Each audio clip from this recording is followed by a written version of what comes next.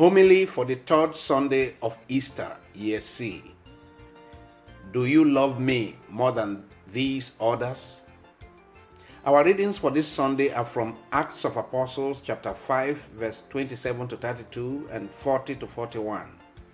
Revelation chapter 5 verse 11 to 14 and the Gospel of St. John chapter 21 verse 1 to 19. Peter is a great source of hope and consolation to all repentant sinners.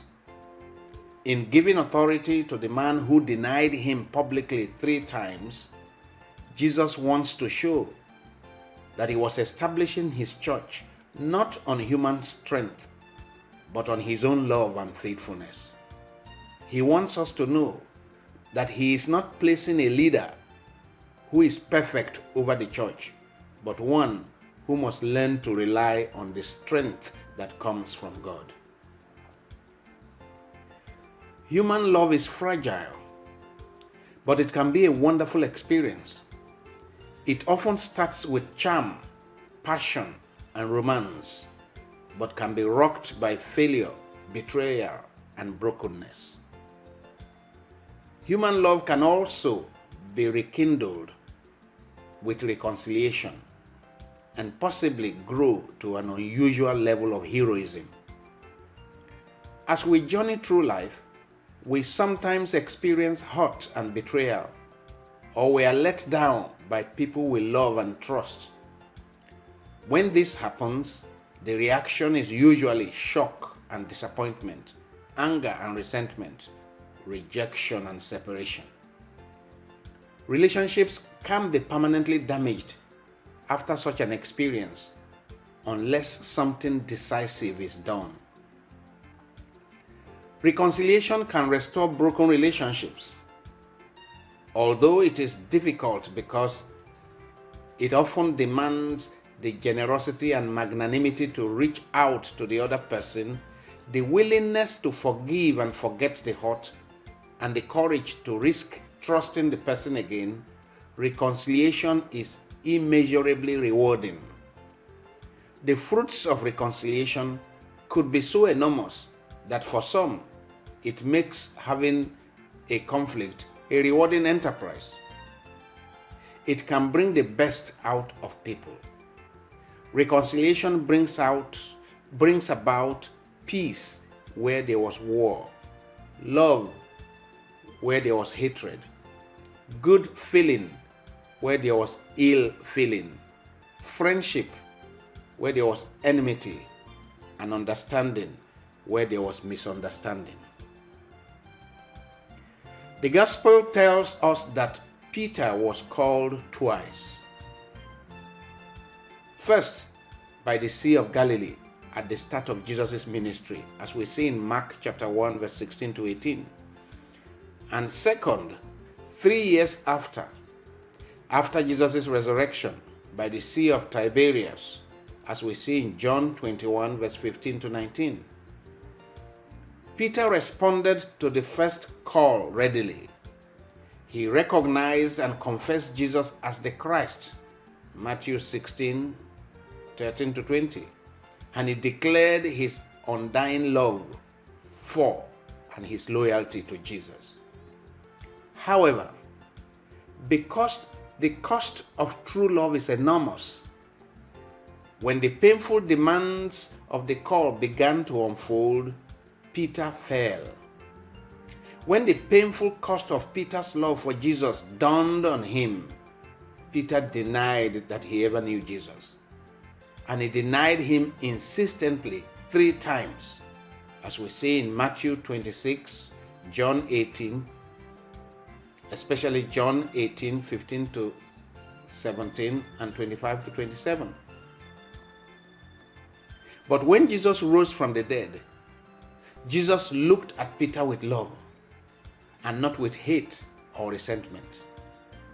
Jesus did not condemn Peter or write him off. He did not even caution him against future betrayal. Jesus simply asked Peter if he loved him and put him in charge of his church. It is our love for Jesus that provides the energy and passion to keep his commandments. It is their passion for and love of Jesus that made the disciples go through all their suffering with Christian fortitude. Loving the Lord is a fundamental precondition to living his life. It entails having a personal encounter with the Lord.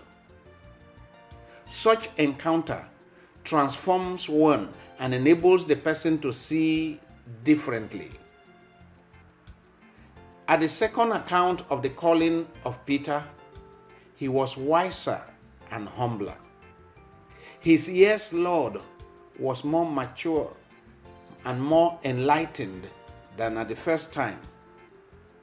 Though Peter had displayed incredible weakness, cowardice, and unreliability, Jesus gave him a second chance because he knew that Peter was capable of something better and something greater. The Lord knew that there was another side, a better side to Peter. The Lord knew that a brand new Peter, motivated by sacrificial love, could emerge from the ashes of failure. So with the threefold "Do you love me?" Jesus erased Peter's threefold denial. The entire dialogue at the second calling of Peter places the responsibility of tending the sheep within the context of love. Loving the Lord is therefore the prerequisite for all missionary work and indeed all our Christian enterprise. All who truly love the Lord will also love and care for the Lord's sheep. That the Lord entrusted the love and care for his sheep to the man who denied him publicly 3 times is important for us who, when we witness some public scandal in the church, or when some leaders misbehave seriously, we presumptuously declare that the end has come for Christianity or for the church. We are often too quick to forget that Christianity was not built on any person's blood, but on the blood of Jesus Christ, the Son of God. Peter's experience buttresses the fact that we are often not as brave and as strong as we presume ourselves to be. So we need to be cautious and ever more humble as we live out our Christian commitments, recognizing daily that our need for grace is great. We must also appreciate the fact that the Lord loves us even in our weaknesses and sinfulness. See 2 Timothy chapter 2 verse 13. So we must learn to forgive ourselves and others of momentary weaknesses and failures. It is very important to always bear in mind that a person's fall is not the end of his or her life. But like Jesus, who fell 3 times on his way to Calvary, we must learn to pick ourselves up when we fall and forge ahead in life, knowing that the Lord is more interested in our future prospects than our past failures. The truth that love covers a multitude of sins and keeps the devil at bay, 1 Peter 4:8, and that no one loves the Lord in a vacuum is very instructive here. Loving the Lord always translates into the mission to reach out to his sheep, to witness to his name, and to make sacrifices for his sake. Thus, like Peter, we too can feed Jesus' sheep through acts of love as well as sharing our faith with our brothers and sisters.